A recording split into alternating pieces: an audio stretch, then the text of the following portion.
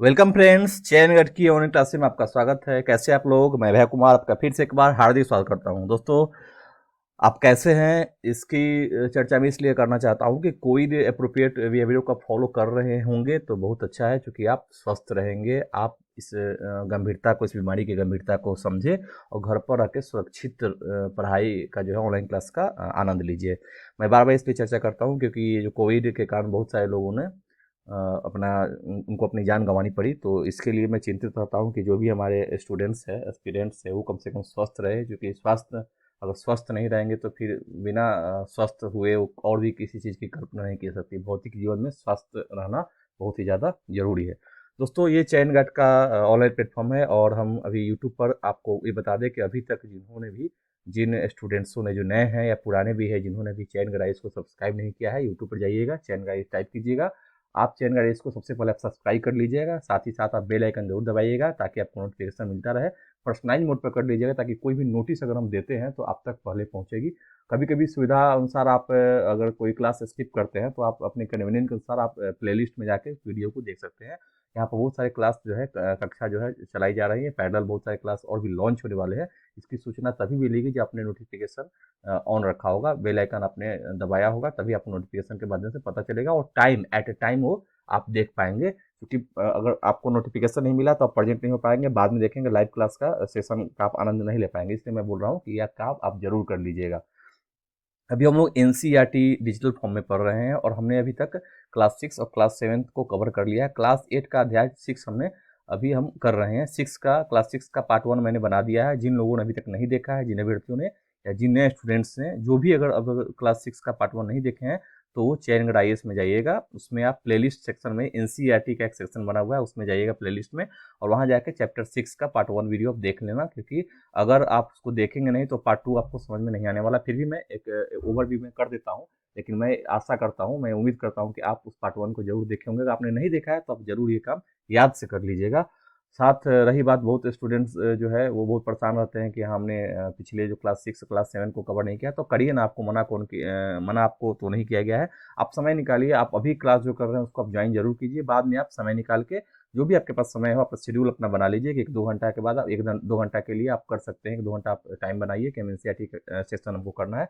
और class 6 class 7 की सारी वीडियो जिस पर प्लेलिस्ट में है, आप जाइएगा एनसीईआरटी सेक्शन में, प्लेलिस्ट में आप आराम से वीडियो देखिएगा। फिर भी अगर कोई दिक्कत हो, मैं इतना दावा जरूर करता हूँ कि कॉन्सेप्ट्स आपके क्लियर हो जाएंगे, बेस आपको समझ में आ जाएगा। क्योंकि एनसीईआरटी में ज़्यादा हम सरल भाषा में पढ़ते हैं, इसमें ज़्यादा डिफिकल्टीज नहीं है और इतने भी टर्म ज़्यादा गूढ़ रहस्य की बात इसमें नहीं है। ये स्पेसिफिक नहीं पढ़ा जाता, इसमें सरल भाषा में एक आम जो 8 या 9th क्लास के स्टूडेंट है उसकी मानसिकता को समझते हुए यहाँ एनसीईआरटी विदों ने इसको लिखा है। तो इसमें परेशानी की जरूरत नहीं। फिर भी अगर कोई दिक्कत है तो कमेंट के माध्यम से जरूर पूछिएगा, मैं कोशिश करूंगा कि आपको जल्दी जवाब में उसका आंसर आपको दे दूँ। तो दोस्तों, आज का जो हम क्लास 8 कर रहे हैं। अगर आज जो नए जुड़े हुए हैं वहीं से आज कंटिन्यू करें, उसके बाद आप जाके बाद में आप फिर से एनसीईआरटी का और वीडियो जो है वो देख लीजिए। क्लास 8 में हम अभी चैप्टर 1 2 3 4 5 हमने कवर कर लिया है। चैप्टर 6 का मैंने पार्ट 1 बना दिया था। पार्ट 1 का लिंक आपको मिल जाएगा इसी में। आप चैनल में जाएंगे तो आपको लिंक के थ्रू, या सबसे अच्छा है कि आप नोटिफिकेशन के थ्रू जाइए, प्लेलिस्ट में जाइए चैनल का। इसके जैसे ही आप मेन ऐप को खोलेंगे, ऐप खोलने के साथ ही आपको प्लेलिस्ट में उस सेक्शन में आपको मिल जाएंगे, आप देख लीजिएगा। फिर भी मैं कोशिश कर रहा हूँ अभी कि और भी इसको अपडेट करा जाए, और साथ ही साथ अब जब हम स्पेसिफिक टॉपिक में आएंगे तो आपको स्पेशल पढ़ाया जाएगा, थोड़ा डीप पढ़ाया जाएगा। जो एग्जाम के डिमांडिंग जो होती है, डिमांडिंग के जो डिमांड है, उस डिमांड को पूरा करने का हम लोग प्रयास करेंगे। इतना ही नहीं, आपसे एक उम्मीद और मैं और कर रहा हूँ कि अपने दोस्तों और साथियों, जो भी आपके दोस्त हैं, जो आपके साथ पढ़ते हैं या ग्रामीण क्षेत्र के जो बच्चे हैं, उनको जरूर बताइएगा चयनगढ़ के इस प्लेटफॉर्म के बारे में कि किस प्रकार उनको ऑनलाइन जो है डिजिटल फॉर्म में एनसीईआरटी पढ़ाई जा रही है। बहुत सारे एनसीईआरटी बच्चे जो है एनसीईआरटी के लिए परेशान रहते हैं, कैसे पढ़े, कहाँ पढ़ा जाए, किस प्रकार पढ़ा जाए। तो उसकी रणनीति भी हमने यहाँ पर एक वीडियो बना के उनको मैंने रख दी है। वहाँ पर प्लेलिस्ट में जाकर देखेंगे तो रणनीति भी आप देख लेंगे तो ज़्यादा अच्छा रहेगा, बेटर होगा कि आपको क्या पढ़ना है, कैसे पढ़ना है, आपको उसकी समझ मैंने उस वीडियो बना के आपको बताया है कि एनसीईआरटी के लिए ज़्यादा परेशान की जरूरत नहीं है, ज़्यादा सोर्स की जरूरत नहीं है। आप एनसीईआरटी को एक कोई माध्यम बनाइए, नया नया जो है एनसीईआरटी अपडेट है उसको आप ले लीजिए, उसको बार बार पढ़िए, और बेस क्लियर होने के साथ बाद में आप करंट से अपडेट उसको कर लीजिएगा। और इसके इतना ही आपके एग्जामिनेशन पॉइंट ऑफ व्यू से जरूरी होता है, उससे ज़्यादा मैं चर्चा नहीं करता हूँ, उससे ज़्यादा मैं बताता भी नहीं हूँ, क्योंकि बर्डन देना ज़्यादा बर्डन लेके पढ़ाई करने भी सही नहीं है, मानसिक तौर पर भी आपके लिए परेशानी का सबब बन सकता है। इसलिए जो आपको मिल रहा है उसको पढ़िए, और एक चीज़ को बार बार पढ़िएगा तो आपका कॉन्सेप्ट जो है ज़्यादा क्लियर होगा। बार बार बहुत सारे सोर्स से पढ़ने पर क्या होता है कि आप बिखराव सा महसूस करेंगे, आप बहुत सारे जो नॉलेज है, डेटा जो है, डेटा बॉक्स अपने आप दिमाग को आप डेटा बॉक्स बना देंगे, डेटा सेव करेंगे, लेकिन वो रहेगा नहीं, आप इतना जानते हैं। तो उस डेटा बॉक्स से बचने का एक ही उपाय है कि आप एक ही बुक को, कोई भी एक ऑथेंटिक बुक को पकड़िए एनसीईआरटी के बाद, और उसको आप स्पेसिफिक पढ़िए, बार बार पढ़िए, ताकि कॉन्सेप्ट आपका क्लियर हो। एग्जामिनेशन कॉन्सेप्ट बेस्ड जो क्वेश्चन होते हैं आप बना देंगे, बेसिक्स और अप्लाइड, यही दोनों मिला के कोई भी मुख्य परीक्षा में प्रश्न होते हैं। तो आप करंट भी पढ़ रहे हैं तो दोनों आप पढ़ेंगे तो आप एग्जामिनेशन निकाल पाएंगे, इसका मैं दावा कर रहा हूँ। लेकिन आप इतना फॉलो तो करें, रूटीन रहें। आप, बहुत सारे बच्चे पंक्चुअल हैं, वो वीडियो टाइम पर देखते हैं, क्लास अटेंड करते हैं, सवाल पूछते हैं, तो उनके लिए तो कोई दिक्कत नहीं है, वो सही दिशा में जा रहे हैं, उनकी दशा भी सही होने वाली है। तो सही दिशा और दशा और प्लानिंग जो है, एक अप्रोच जो है उनके पास है, और वो जरूर सफल होंगे। लेकिन बहुत बच्चे हैं जो पंक्चुअल नहीं रहते हैं, वो कभी वीडियो देखेंगे कभी नहीं देखेंगे। तो उनसे मेरे एक ही गुजारिश है कि आप कम से कम वीडियो का जो सेशन है वो एक समय निकाल के, आप लाइव नहीं दे पाएंगे कोई दिक्कत नहीं, आप एक सेशन तैयार रखिए, रूटीन बना लीजिए कि हम इतना से इतना बजे तक इस वीडियो को देखेंगे, या हम बाद में इसको कवर करेंगे, ताकि जो नॉलेज गैप है वो न हो पाए। तो ये जो डिस्कशन इस पर जरूर रहता है कि बहुत बच्चे जो है, जो माइंड, जो हम बोलते हैं ना कि माइंड बूस्टर जो वीडियो हम बनाते हैं, माइंड बूस्टर कार्यक्रम की भी एक अलग प्रासंगिकता है। उसमें क्या होता है कि कभी कभी आप अपना जोश खो देते हैं, आप आपका जो है ट्रैक चेंज होने लगता है, पढ़ाई से मन उबने लगता है। तो उस क्रम में हम ये कोशिश करते हैं कि बच्चे को फिर से सही दिशा में लाया जाए, सही राह पर उनको लाया जाए। इसके लिए हम ये प्रोग्राम भी चलाते हैं, साथ ही साथ आपको मोटिवेट करना हमारा उद्देश्य रहता है, ताकि आप जो है पूरी ऊर्जा के साथ, पूरी क्षमता के साथ इस क्लास को अटेंड कर सके और पढ़ाई के प्रति ज़्यादा जिम्मेवार बने। तो दोस्तों, आज का जो सेशन है क्लास 6, मतलब क्लास 8 का जो अध्याय 6 है, उसका शीर्षक है बुनकर, लोहा बनाने वाले और फैक्ट्री मालिक। इसमें मैंने बुनकरों की चर्चा की थी, खासकर हमने अभी लोहा बनाने वालों की चर्चा नहीं की है, फैक्ट्री मालिक की चर्चा नहीं की है। इस वीडियो में हमने यही पढ़ा था कि कैसे पूंजीवादी चरण में जब देखते हैं कि जब ब्रिटेन में औद्योगिक क्रांति होती है तो कच्चे माल की इसको जरूरत होती है। तो उस वक्त ब्रिटेन का जो उद्देश्य होता है वो क्या होता है कि भारत को कच्चे माल के निर्यातक के रूप में और तैयार माल के आयातक के रूप में उसको परिवर्तित करना है, अपना मुनाफा कमाना है। और उससे पहले हम भारतीय कपड़े जो है विश्व मार्केट में उसकी क्या उपलब्धि रहती है, क्या उसका क्रेज रहता है, उसकी हम बात करेंगे।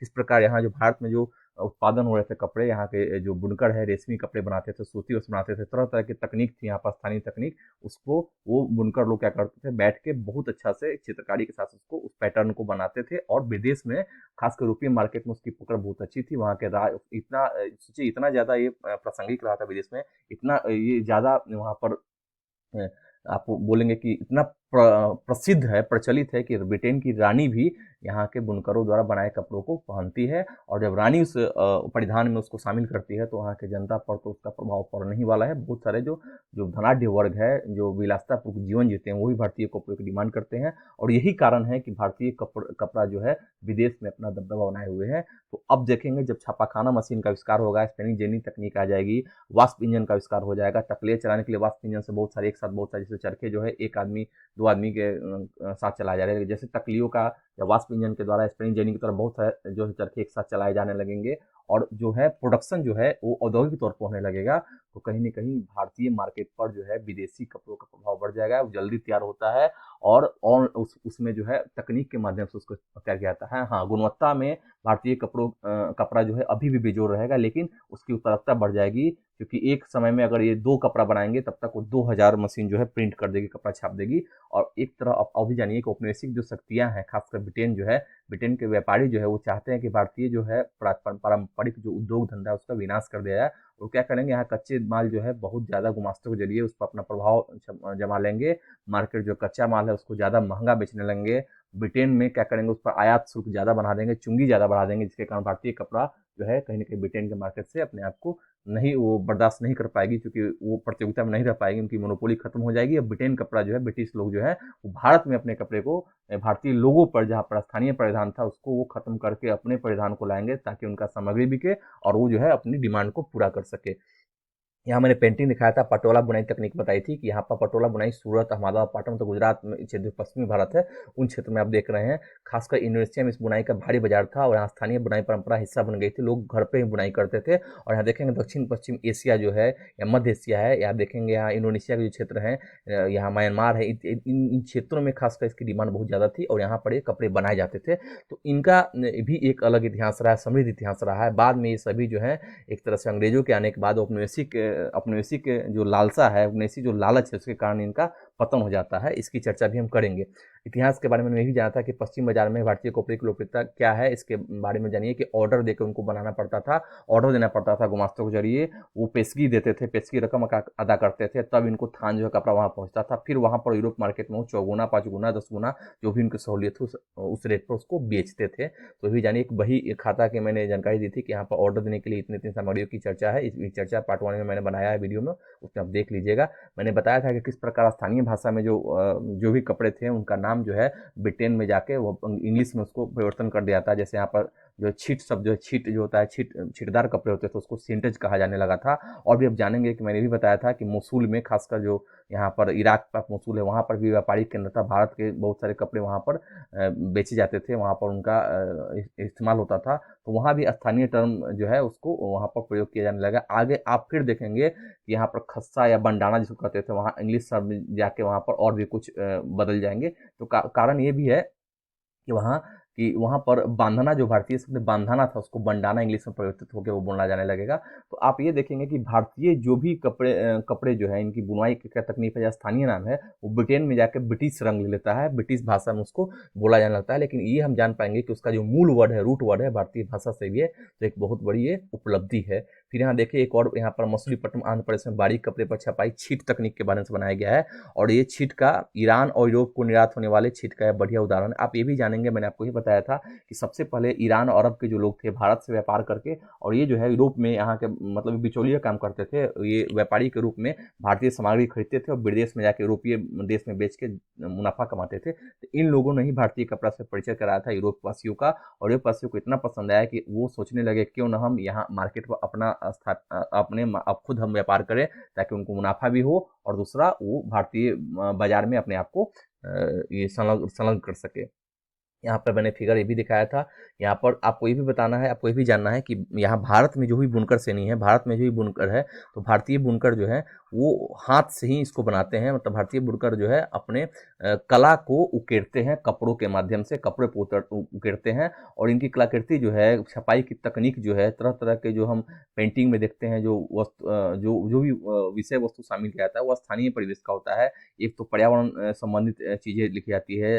आप ये भी देखेंगे यहाँ फूल, राजा महाराजे, स्थानीय कल्चर इत्यादि को यहाँ पर उकेरा जाता है। और उनकी कलर जो है बहुत चटकदार और बहुत ही प्राकृतिक कलरों का संयोजन होता है। और हाथ से बनाने पर इनकी गुणवत्ता की बात ही क्या की जाए। ब्रिटेन में इसीलिए यूरोपीय मार्केट में इनकी डिमांड बहुत ज़्यादा होती है। लेकिन जैसे ही स्पिनिंग जेनी तकनीकी आएगी, स्पिनिंग जेनी तकनीकी आने के साथ ही यह एक ऐसी मशीन जिसमें एक कामगार एक साथ कई तकलीफों पर काम करता है, आप भी देखेंगे। तो जैसी तकनीकी आएगी, यहाँ पर स्थानीय जो शिल्पकार है, यहाँ जो स्थानीय जो बुनकर श्रेणी है, जो स्थानीय लेवल पर उत्पादन करते हैं, उनकी रोजी रोटी छीन जाएगी और इनको कहीं ना कहीं मजदूर के रूप में या इनको पेशा बदलने पर मजदूर कर देंगे। इसमें ब्रिटिश नीति जो है वो बहुत ज़्यादा कारगर सिद्ध होगी। ब्रिटिश नीति जो है ऐसी बनाई जाएगी जिसमें बुनकरों की और यहाँ पर स्थानीय जो भी यहाँ पर बाजार में, स्थानीय बाजार में जो लोग काम करते हैं, कारीगर है, शिल्पी है, बुनकर है, जो भी लुहार है, सुनार है, इन सब को कहीं ना कहीं अपने पेशा से दूर करने का प्रयास औपनिवेशिक नीति के द्वारा किया जाएगा। और यही होगा जब ये विस्थापित हो जाएंगे तो इनका स्थान ब्रिटिश कंपनी के लोग, गुमास्ते और ब्रिटिश कंपनी की जो भी तैयार माल है वो इनके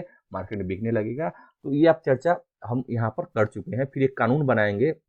आप जानते हैं कि यूरोपीय बाजार में भारतीय कपड़ों की इतनी डिमांड थी कि 1720 में ब्रिटिश सरकार ने वहाँ के जो भी कंपनी के आयातक थे, इंग्लैंड में जो भी कंपनी जो व्यापारी वर्ग थे, उनके दबाव में आते इंग्लैंड में छापेदार सूती कपड़े छीट के इस्तेमाल पर पाबंदी लगाने के लिए कानून पारित किया गया। स्वयं इस कानून को भी कैल्को अधिनियम भी कहा जाता है। कैल्को कपड़े का ही नाम था। तो कैल्को अधिनियम के द्वारा अभी देख रहे हैं कि कैल्को अधिनियम जो है इसलिए लगाया गया, इसलिए बनाया गया ताकि भारतीय कपड़ों को यूरोपीय मार्केट में पाकने से बचाया जा सके, ब्रिटेन में आने से रोका जा सके।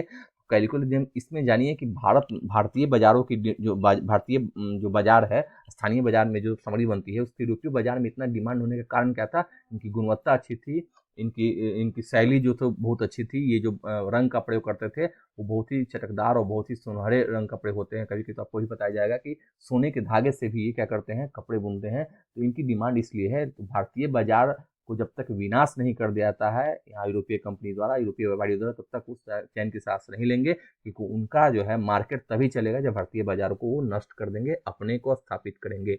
अब यहाँ पर देखिए, मैंने ये भी बताया था कि भारतीय कंपनी जो है, भारतीय जो व्यापारी वर्ग है या भारतीय जो स्थानीय जो लोग थे, जो शिल्पीकार थे, बुनकर थे, वो इंग्लैंड की तकनीकी क्रांति के सामने घुटने टेकने का कारण था, क्योंकि वहाँ पर जो है तकनीक के विकास से 1764 में जैसे ही जॉन के जेस्मनी जेनी का आविष्कार किया, इससे परंपरागत तकलियों को ताकत काफी बढ़ गई। 1786 में रिचर्ड ऑकराइट ने वास्प इंजन का आविष्कार कर दिया, सूती कपड़े की बुनाई को क्रांतिकारी रूप में बदल दिया।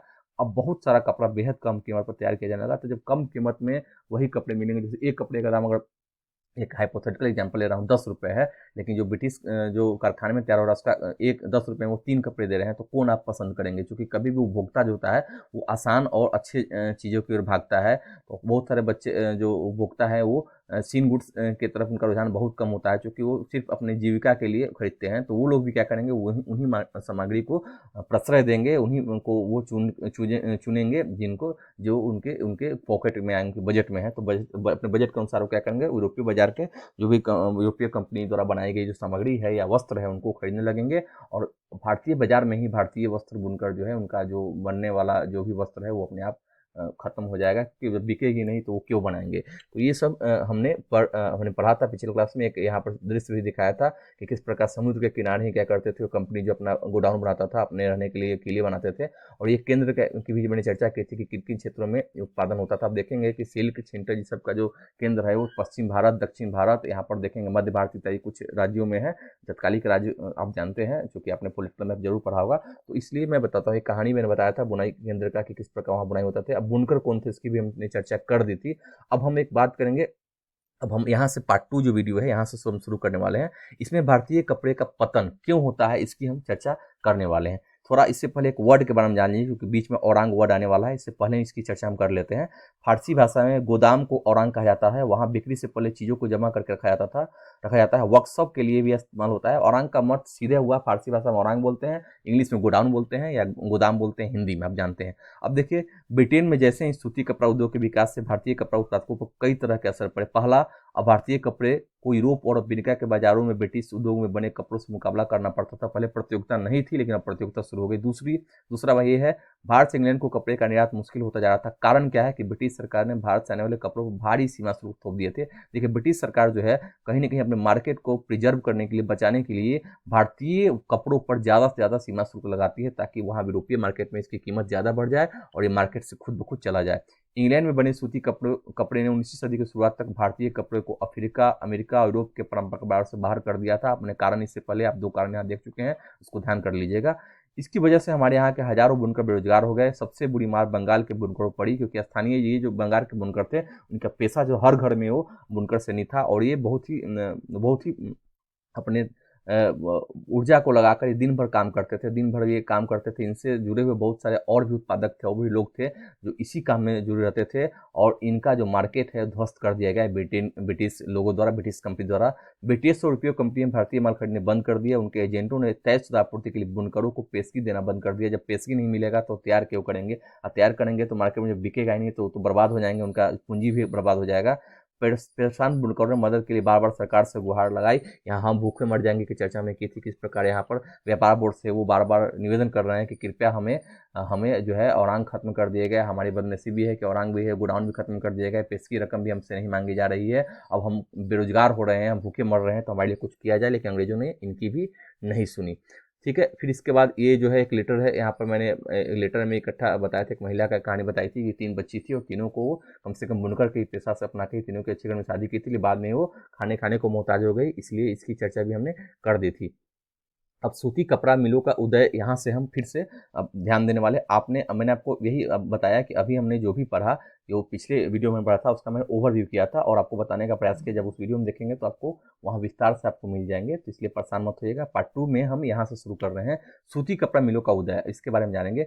भारत में पहली सूती कपड़ा मिल 1854 में बम्बई में स्थापित हुई थी। इसका नाम आप बताइएगा, सूती कपड़ा मिल का नाम क्या था वो बताएंगे आप। यह कताई मिल थी 19वीं सदी की शुरुआत से ही भारत में से इंग्लैंड और चीन को होने वाले कच्चे कपास के निर्यात के लिए बम्बई एक महत्वपूर्ण बंदरगाह बन चुका था। पश्चिमी भारत तथा बम्बई कपास का बहुत बड़ा केंद्र क्यों होगा, क्योंकि काली मिट्टी का क्षेत्र है। यूरोपियन रीजन देखेंगे भौगोलिक दृष्टि से तो काली मिट्टी में कपास की उत्पादकता बहुत ज़्यादा बढ़ती है, इसलिए मुंबई को आप देखेंगे कि वहाँ बंदरगाह भी है और समुद्र मार्ग से भी है, व्यापारिक मार्ग पे भी है, रणनीतिक मार्ग पे है, इसलिए उसका ज़्यादा इंपॉर्टेंस होगा।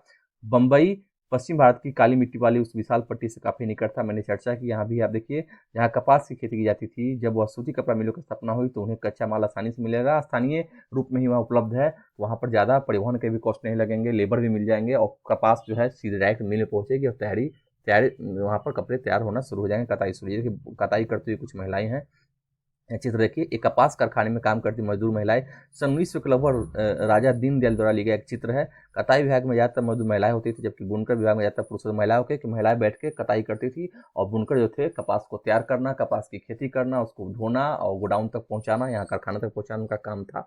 तो आप देखेंगे, आज भी देखेंगे घरेलू काम में महिलाओं को ज़्यादा प्रश्रय दिया जाता है, क्योंकि वो बहुत ही दक्षता के साथ वो काम करती है। और उनको पेमेंट भी उस वक्त नहीं, वो कम देना पड़ता था।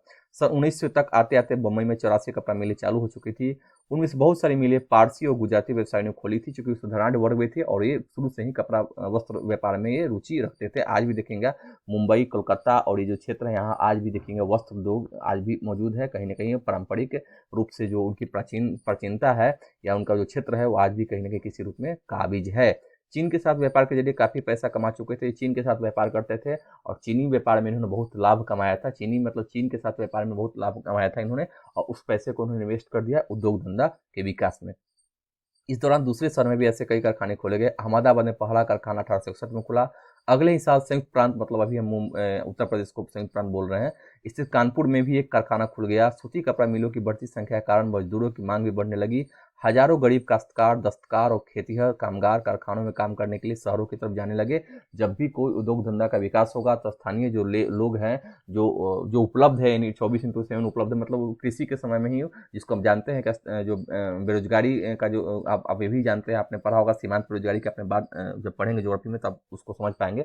मैं यहाँ ही चर्चा करना चाह रहा हूँ कि जो लोग हैं कृषि कार्य से जब संपन्न कृषि कार्य हो जाता है तो वो बैठे रहते हैं, तो क्या करेंगे, वो शहरों की तरफ जाएंगे। आज कृषि में भी ज़्यादा अब पूंजी लग रहा है, उतना उत्पादन भी नहीं है, तो गरीबी से बचने से अच्छा है कि क्या करेंगे, कहीं और विकल्प देखेंगे, वैकल्पिक रूप से क्या करेंगे, शहरों की तरफ प्रवास करेंगे। वहाँ कारखानों में काम उनको मिल सकता है, क्योंकि कारखाना भी तैयार हो रहा है, वहाँ मजदूर भी चाहिए, लेबर भी चाहिए और बहुत तरह के लोग भी चाहिए जो इस काम में, जो परिवहन माल ढोने वाले भी लेबर चाहिए, कपास को काटने वाले लेबर चाहिए, खेती में लेबर चाहिए, तैयार करने में लेबर चाहिए, मार्केट में बेचने के लिए लेबर चाहिए। इस प्रकार लेबरों की एक श्रृंखला है, उस श्रृंखला में ये लेबर अपने आप को व्यस्त कर लेंगे और वहाँ पर ये कमाएंगे। अब देखिए, प्रारंभिक कुछ दशकों के दौरान भारतीय कपड़ा कारखानों को बहुत सारी समस्याओं से जूझना पड़ा। सबसे पहली समस्या तो यह थी कि इस उद्योग को ब्रिटेन से आए सस्ते कपड़ों का मुकाबला करना पड़ता है। बिल्कुल आप ये जानेंगे कि ब्रिटेन जो है वहाँ पर स्पिनिंग जेनिंग के कारण बहुत ज़्यादा उत्पादन हो रहा है और भारतीय मार्केट में पड़ चुके हैं। तो सबसे पहले इनको दिक्कत ये होती थी, स्थानीय जो उद्योगपति थे उनको यूरोपीय मार्केट में जो भी यूरोप से जो तैयार होकर माल आ रहा है उससे इनको प्रतियोगिता करना पड़ता था, अपनी गुणवत्ता को कायम रखना होता था, सस्ता करना पड़ता था ताकि उसको बेच पाएं। ज़्यादातर देशों में सरकारें आयातित वस्तुओं पर सीमा शुल्क लगाकर अपने देश में औद्योगिकरण को बढ़ावा देती थी। आज भी देखेंगे ये जो काम चीन के द्वारा, कुछ दिन पहले अमेरिका के द्वारा भी किया जा रहा था, इससे प्रतिस्पर्धा खत्म हो जाती थी और समृद्ध देश के नवजात उद्योग को संरक्षण मिलता था। परंतु औपनिवेशिक भारतीय सरकार ने स्थानिक ये उद्योगों को आमतौर पर इस तरह की सुरक्षा नहीं दी। यहाँ पर तो कोई चुंगी की बात ही नहीं थी, सीमा शुल्क की बात ही नहीं थी, क्योंकि औपनिवेशिक देश है, उनको तो लाभ लेना है। तो ये क्या करेंगे, सीमा शुल्क जो ब्रिटेन से जो सामान आएगा तो सीमा शुल्क नहीं लगाएंगे, उल्टे या भारतीय सामान अगर विदेश में बेचते हैं तो वहाँ पर सीमा शुल्क लगा देंगे। तो उन्होंने इसको प्रश्रय नहीं दिया। यही कारण है कि भारतीय मार्केट में जो है अपने आप से भारतीय मार्केट ध्वस्त हो गई और अंग्रेजों ने कोई कसर नहीं छोड़ी भारतीय मार्केट को बर्बाद करने के लिए। लिहाजा भारत में औद्योगिक सूती वस्त्र उत्पादन की पहली बड़ी लहर प्रथम विश्व युद्ध के समय दिखाई दी, जब ब्रिटेन से आने वाले कपड़े की मात्रा में काफी कमी आ गई। ये भी आप जानेंगे, एक कारण ये भी प्राकृतिक कारण ये मानेंगे, एक स्वभाव ही मानेंगे कि जब प्रथम विश्व युद्ध होता है तो वो अपने आप को ब्रिटेन जो युद्ध में संलग्न कर लेता है। उस वक्त क्या होता है कि ब्रिटेन से भारत की तरफ कपड़ों की जरूरत जो है आनी बंद हो गई और यहाँ पर उद्योगों का संरक्षण मिला। यहाँ के उद्योगपतियों ने यहाँ पर ब्रिटेन प्रथम विश्व के समय आप देखेंगे, सेकेंड वर्ल्ड वार के समय देखेंगे, भारतीय उद्योग को ज्यादा संवर्धन होता है। क्यों होता है? क्योंकि ये तैयार करके ये माल उल्टा बेचने लगेंगे। वो गोला बारूद की भी आपूर्ति करते हैं, वस्त्रों की आपूर्ति करते हैं, फौजियों को पहनने के लिए जूते बनाने का भी काम करते हैं। तो यहाँ पर भारतीय उद्योग अपने प्राकृतिक कारणों से समृद्ध होता है, न कि कोई अन्य कारण से। फिर सैनिक जरूरतों को पूरा करने के लिए भारतीय कारखानों से कपड़े का उत्पादन बढ़ाने की मांग की जाने लगी और इस प्रकार भारतीय उद्योग को एक समय आया जब भारतीय उद्योग किसी भी कारण से, चाहे आप दैवीय कृपा कहिए या इनका भाग्य कहिए, इसके कारण ये उद्योग थोड़ा सा अपने आप को प्रिजर्व कर पाया, थोड़ा आगे बढ़ पाया।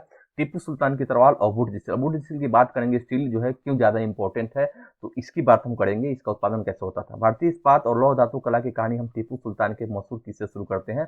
वे टीपू सुल्तान है जिन्होंने 1799 तक मैसूर पर शासन किया और अंग्रेजों से 4 लड़ाई लड़ी और हाथ में तलवार लिए लड़ते लड़ते मारे गए।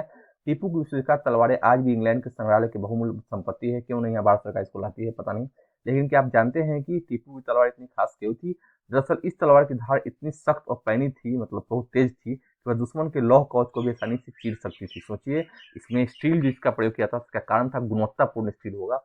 इस तलवार में गुण कार्बन की अधिक मात्रा वाली ऊठ नामक स्टील से पैदा हुई थी, जो पूरे दक्षिण भारत में बनाया जाता था। तो स्थानीय रूप पर जब देखेंगे, जो लौह उद्योग का या लोहा जो प्राप्त होता था वो क्वालिटी बहुत अच्छा होता होगा, इस कारण ऐसा हो पाता था। इस ऊठ स्टील की तलवारें बहुत पैनी और धारदार होती थी। उनकी यह बनावट लोहे में गड़े कार्बन के बेहद सूक्ष्म कणों से पैदा होती थी। मतलब आउट स्टील जो है वो कहीं न कहीं बहुत ही ज़्यादा इनका जो है, इसका जो बोलते हैं कि हम जो हम बार-बार बोलते हैं मात्रा जिसे बोलते हैं, तो इसमें उसकी मात्रा, कार्बन की मात्रा इतना ज़्यादा है कि ये जो है अपने आप को बहुत ही मजबूत करने में और किसी लोहे के ढाल को भी भेदने में ये सक्षम थी। टीपू सुल्तान की मृत्यु के 1 साल बाद 1800 मैसूर की यात्रा करने वाला फ्रांसिस बुकानन ने इस बात का ब्यौरा दिया कि मैसूर की सैकड़ों प्रगलन भट्टियाँ, जहाँ पर यहाँ पर भट्टियों में क्या होता है, लौह इसको गाला जाता है। ऊट स्टील की किस तरह बनाया जाता था। इन भट्टियों में लोहे को काट कोयले के साथ मिलाकर मिट्टी की छोटी छोटी हांडियों में रख दिया जाता था। तापमान के जटिल उतार चढ़ाव को नियंत्रित करते हुए प्रगालक इस्पात की सिल्लियां तैयार कर लेते थे, जिनका न केवल भारत बल्कि पश्चिमी और मध्य एशिया में तलवार बनाने के लिए इस्तेमाल किया जाता था। यहाँ पर भारतीय लौह उद्योग की बात की जा रही है। भारतीय स्थानीय लोग पर जो लोहार है वो किस प्रकार काम करते थे, ऊट स्टील को कैसे तैयार किया जाता था, लौह की वहाँ पर तापमान है, इतना तापमान कैसे उसको तैयार करने की क्या विधि थी, इसके बारे में उन्होंने चर्चा की थी फ्रांसिस बुकाना ने। एक थोड़ा फिगर देख लिया, 23वीं सदी के अंत में टीपू की तलवार, टीपू सुल्तान की तलवार के मुंह पर कुरान की आयतें लिखी हुई थी, इनमें युद्ध में फतह के संदेश दिए गए हैं। गौर से देखिए कि शेर का सिर ऊंट के निचले सिरे की तरफ है, मतलब डिजाइन यहाँ देखिए, यहाँ शेर का एक सिर है, इसको बनाया गया है और यहाँ पर कुरान की आयतें अपने आप को विजेता घोषित करने का ये है। मतलब वो कुछ ना कुछ तलवार को सजाने का काम है और उसकी प्रासंगिकता इसमें है। अब ऊट स्टील के बारे में अगर कोई पूछे तो बताइएगा। ऊट असल में कन्नड़ शब्द उक्कू, उक्कू तेलुगु शब्द हुक्कू और तमिल और मलयालम शब्द उर्क्कू यानी स्टील का ही बिगड़ा हुआ अंग्रेजी रूप है। मतलब ऊट जो बोलते हैं, स्थानीय भाषा में यहाँ भी बिगड़ा हुआ रूप ही प्रयोग हो रहा है। ऊट जो है अंग्रेजी उसको बोलते हैं, लेकिन उसका जो स्थानीय नाम है कुछ और है। कन्नड़ में इसको उक्कू, तेलुगु में हुक्कू और तमिल मलयालम शब्द में उड़ुक्कू कहा जाता था। भारतीय ऊर्ज स्टील ने यूरोपीय वैज्ञानिकों को काफी आकर्षित किया था। विश्व विख्यात वैज्ञानिक और बिजली व विद्युत चुंबकत्व का आविष्कार करने वाले माइकल फैराडे ने भारतीय ऊर्ज स्टील की विशेषताओं पर 4 साल, लगभग 1818 से 22 तक अध्ययन किया। सोचिए, इसकी प्रासंगिकता इतनी ज्यादा है कि यहाँ पर विदेशी जो माइकल फैराडे साहब है, वो भी यहाँ पर 4 साल इसके इसके आविष्कार पर, इसके बनावट पर शोध करते हैं।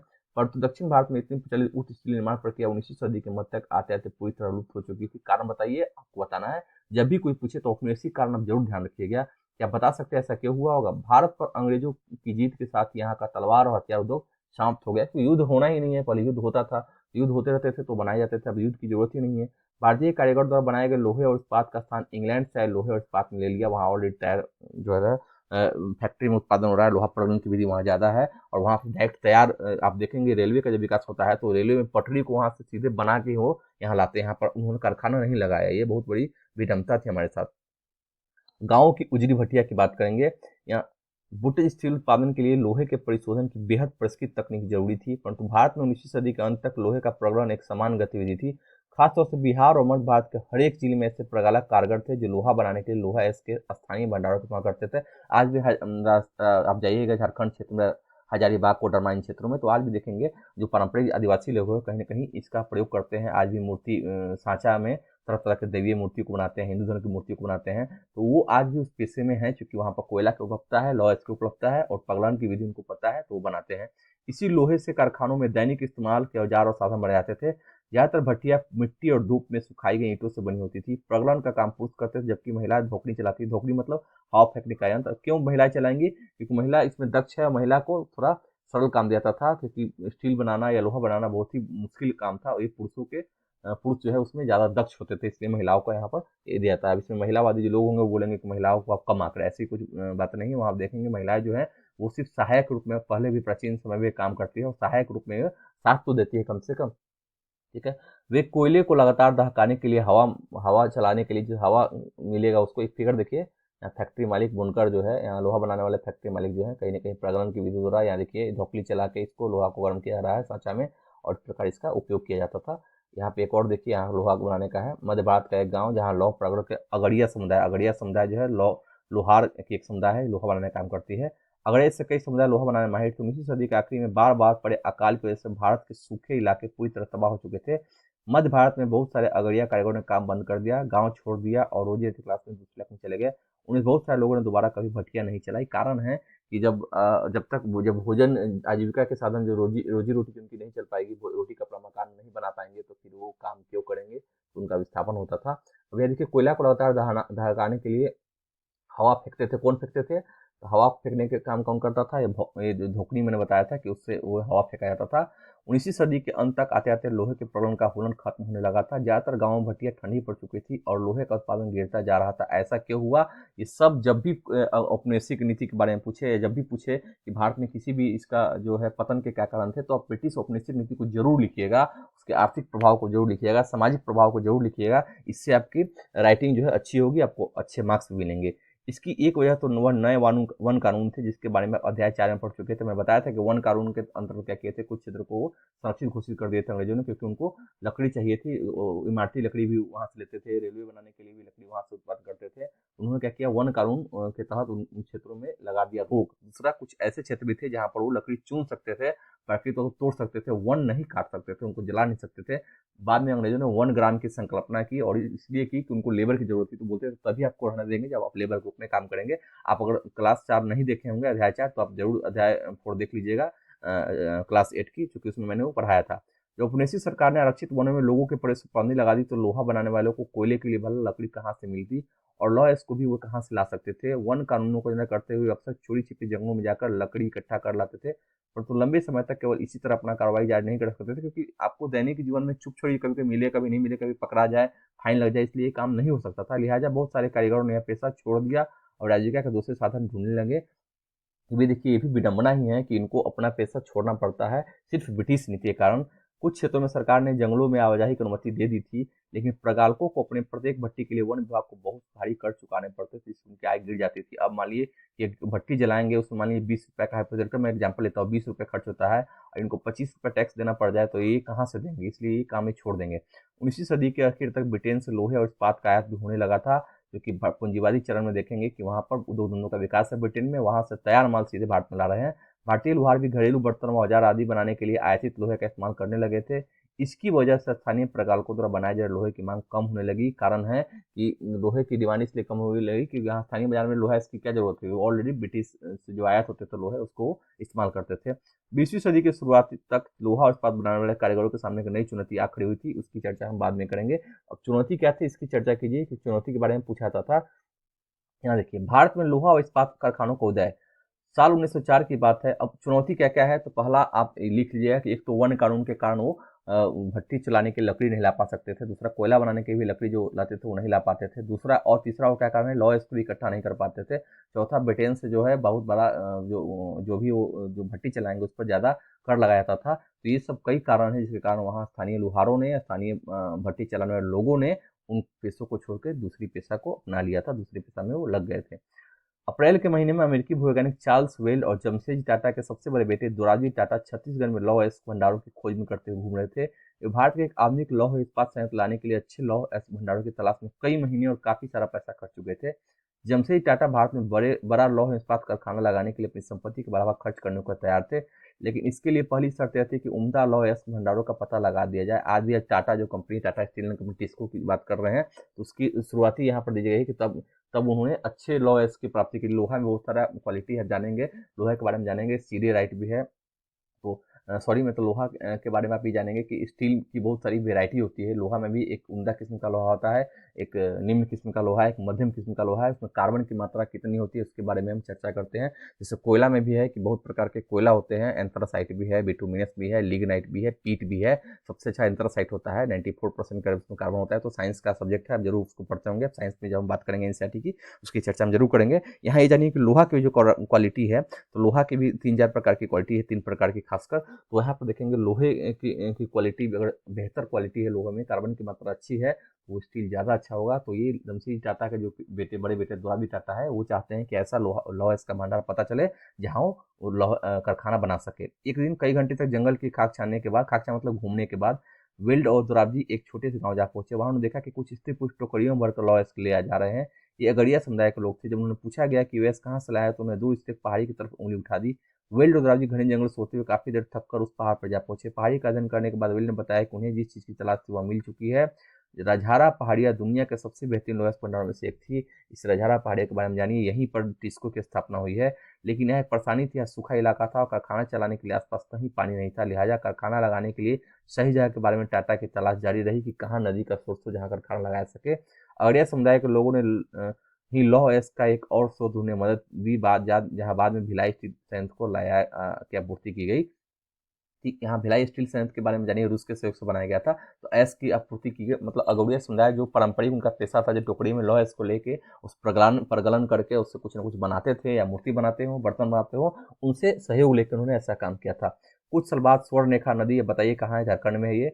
तब बहुत सारे जंगल साफ करके फैक्ट्री और एक औद्योगिक शहर बनाने के लिए जगह बनाई गई। इस शहर को जमशेदपुर का नाम दिया गया। आप भी जानते हैं जमशेदपुर, झारखंड जाएंगे, टाटा भी फेमस नाम से है। इस स्थान पर लौह भंडार के निकट ही पानी भी उपलब्ध था। स्वर्णरेखा नदी से पानी मिल जा रही थी। यहाँ Tata iron steel company TISCO की स्थापना हुई, जिसमें 1912 में स्टील का उत्पादन होने लगा। मतलब एक पहला जो भारतीय उद्योग है, भारतीय उद्योग की स्थापना यहाँ पर टाटा आयरन स्टील कंपनी के नाम से, टिस्को के नाम से जमशेदपुर में हो रहे हैं। टिस्को की स्थापना बहुत सही समय पर हुई। 19वीं सदी में भारत, यानी कि टिस्को कंपनी का है कि यह स्वर्णरेखा के नदी किनारे यहाँ पर आमतौर पर ब्रिटेन से बने स्टील का आयात कर रहा था। भारत में रेलवे के विस्तार की जगह ब्रिटेन से बनी पटरिया की यहाँ भारी मांग थी। काफी समय तक भारतीय रेलवे से जुड़े अंग्रेज विशेषज्ञ मानने को तैयार नहीं थे कि भारत में श्रेष्ठ इस्पात का निर्माण संभव है। ये तो कभी भी कोशिश करते नहीं थे। दूसरा, बार बार यही सम्मान लगाते थे कि यूरोप में जो है, यूरोपीय देश ही हैं, वो विकास कर सकते हैं, भारत में स्थानीय रूप से कोई उपलब्ध नहीं है। इसको इसकी इनके जो विचार थे या इनकी जो सोच थी, उसको टक्कर देने का काम किसने किया, उसको समझाने का या उसको जवाब के रूप में जमशेदजी टाटा ने एक प्रयास शुरू किया। जब तक टिस्को की स्थापना हुई, हालात बदलने लगे थे। 1914 में पहला विश्व शुरू हुआ। ब्रिटेन में बनने वाले इस्पात को यूरोप में युद्ध समझ आवश्यकताओं की पूरा करने के लिए झोंक दिया गया। अब कच्चे जो स्टील जो वहां से आते थे, वो स्टील जो है युद्ध के सामग्री के रूप में वहां इस्तेमाल होने लगे। इस तरह भारत आने वाले ब्रिटिश स्टील की मात्रा में भारी गिरावट आई। रेल की पटरियों के लिए भारतीय रेलवे टिस्को पर आश्रित हो गया। जब युद्ध लंबा खिंच गया, तो टिस्को को युद्ध के लिए गोलों के खोल और रेलगाड़ियों के पहिए बनाने का काम भी सौंप दिया गया। 1919 तक स्थिति यह हो गई थी कि टिस्को में बनने वाले 90% इस्पात को अपने से सरकार ही खरीद लेती थी। सोचिए कि एक समय आया 1914, जो प्रथम विश्व का जो समय था, उसमें टिस्को की बहुत प्रगति हुई, और यही 90% जो उत्पाद है टिस्को जो है, वो ब्रिटेन जो अपने सिर्फ देश को दे रहे हैं। मतलब हम अब क्या कर रहे हैं, ब्रिटेन की सामग्री, जरूरत की चीजों को हम वहां पर भेज रहे हैं। जैसे समय बीता, टिस्को समूचे ब्रिटिश साम्राज्य में इस्पात का सबसे बड़ा कारखाना बन चुका था। सूती कपड़े की तरह लोहे और इस्पात के मामले में औद्योगिक विस्तार तभी शुरू हुआ जब भारत में ब्रिटिश आयात गिरने लगा। कारण है विश्व युद्ध। विश्व युद्ध के कारण वहां पर बहुत ही क्षति हुई थी और संसाधनों की भी बहुत ज्यादा क्षति होने लगी। तो उन्होंने ब्रिटेन, एक कारण ये भी आपको जाता, भारत स्वतंत्र होने में एक कारण आप जरूर जोड़िएगा कि ब्रिटेन उस योग्य नहीं रह गया था कि भारतीय उपनिवेश को संभाल पाए। बहुत सारे उपनिवेश स्वतंत्र हो गए थे, तो उसकी दिलचस्पी बाद में भारत के प्रति नहीं रही थी। लेकिन भारतीय आंदोलन को आप इग्नोर नहीं कर सकते, उसको जरूर लिखिएगा। अब यहाँ देखिए एक फिगर आपको दिखाया जा रहा है। इस फिगर में देखिए किस प्रकार यहाँ उद्योग धंधे में काम करने के लिए साइट का जो निर्माण हो रहा है, एस्केलेशन का काम चल रहा है, इसको आप देखिए ध्यान से। औद्योगिक वस्तुओं की मांग इजाफा हुआ। ये बदलाव पहले विश्व युद्ध के दौरान और उसके बाद सामने आए। जैसे जैसे राष्ट्रीय आंदोलन विकसित हुआ, औद्योगिक वर्ग ताकतवर होता गया और सरकारी संरक्षण की मांग बुलंद होती गई। भारत पर अपना नियंत्रण बनाए रखने के लिए संघर्ष ब्रिटिश सरकार को औपनिवेशिक शासक के आखिरी दशक में बहुत सारी मांग माननी पड़ी, क्योंकि नहीं मानेंगे तो उनका पुरजोर विरोध होगा। और आंदोलन की तीव्रता को देखते हुए उन्होंने बहुत सारी चीजों को मांग लिया था।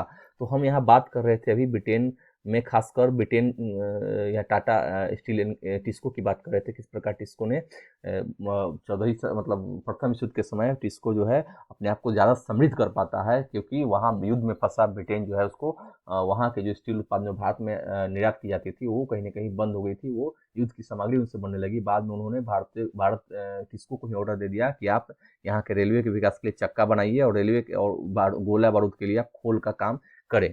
युद्ध के आखिरी में विस्तार, यहाँ एक फिगर देख लीजिए, युद्ध की जरूरत को पूरा करने के लिए टिस्को को अपनी क्षमता और फैक्ट्री का आकार बढ़ाना पड़ा। विस्तार का काम युद्ध के बाद भी चलता रहा। इस क्षेत्र में नए युद्ध संयंत्र और बायलर जिसमें गर्म करते हैं संयंत्र बनाए जा रहे हैं जमशेदपुर 1919 में। इसकी हमने फिगर आपको दिखाई थी। यहाँ पर जब जरूरत होगी तो ये इनका फैक्ट्री का भी जगह बढ़ाया जाएगा, उसका क्षेत्र बढ़ाया जाएगा ताकि डिमांड को पूरा किया जा सके। ठीक है, एक फिगर धातु मल के बारे में आप जानते हैं, आप ऐसे पढ़े होंगे गैस को गलाने के लिए।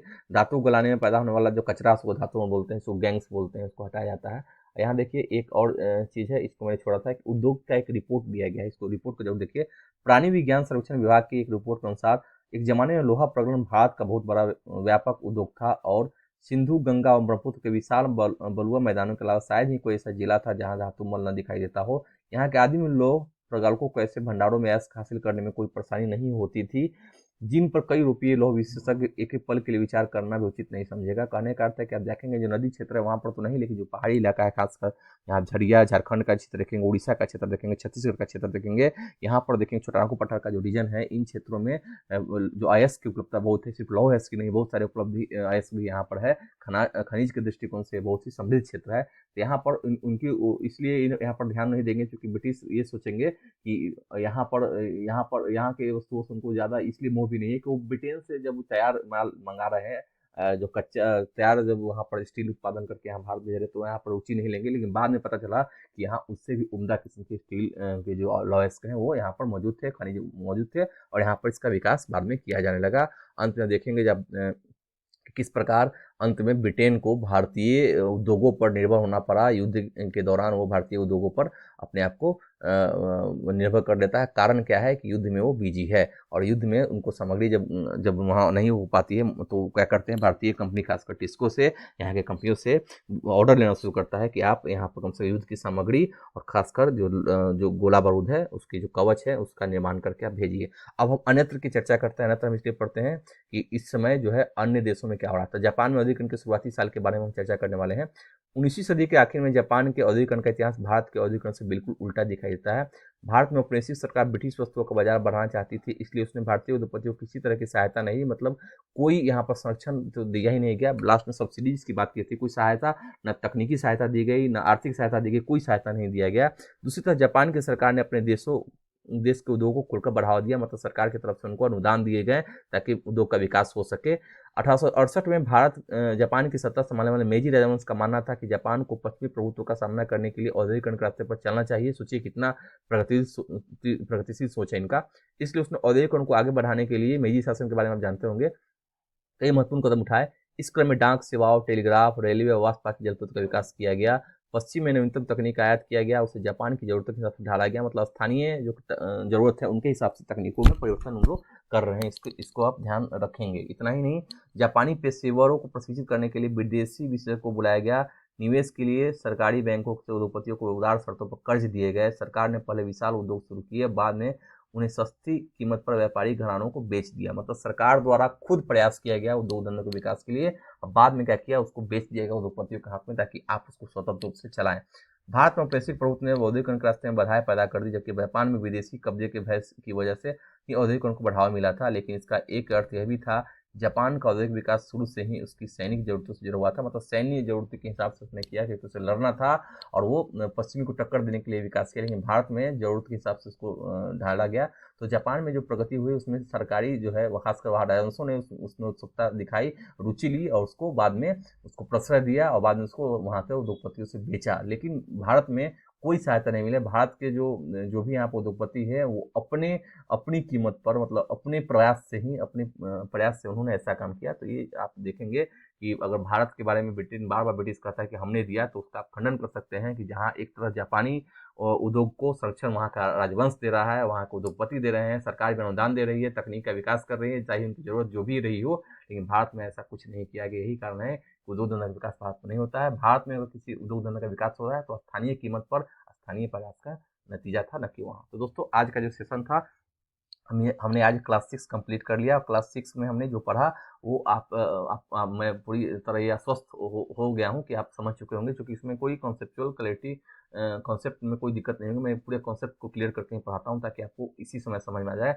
फिर भी अगर कोई दिक्कत होता है तो कमेंट करने के लिए आप उपलब्ध हैं, मैं हमेशा उपलब्ध हूँ। आप कमेंट करके पूछिए, कोई सवाल है आपके मन में तो जरूर पूछिए, मैं जरूर उसका जवाब दूंगा। इतना ही नहीं, अब एक और रिक्वेस्ट कर रहा हूँ, अभी भी जिन लोगों ने चैन गराइस को सब्सक्राइब नहीं किया है, यूट्यूब पर जाके चैन गराइस टाइप कीजिए, उसको आप सब्सक्राइब कीजिए, बेल आइकन दबाइए ताकि नोटिफिकेशन आपको मिलते रहें। उसको पर्सनलाइज जरूर कर लीजिएगा ताकि जो भी छोटी मोटी भी सूचना अगर हम देते हैं तो आप तक जरूर पहुंच जाए, उस समय पर पहुंच जाए। इतना ही नहीं, अपने दोस्तों के साथ, मित्रों के साथ सोशल मीडिया साइट्स के माध्यम से, इसका लिंक भी है, लिंक आप शेयर करके उनको बताइए कि यहाँ पर उनके द्वारा क्या क्या, उनके लिए क्या क्या यहाँ पर प्रयास किए जा रहे हैं। और भी बहुत सारे लोग हैं जो इस क्लास में जुड़ना चाहते हैं, वो कहीं ना कहीं उनको आप जरूर बताइए, उनको मोटिवेट कीजिए कि वो और भी ऐसे भी लोग हैं जो एनसीईआरटी पढ़ना चाहते हैं, उनके लिए भी ये प्लेटफॉर्म है, उनको जरूर बताइए कि आप जुड़ सकते हैं।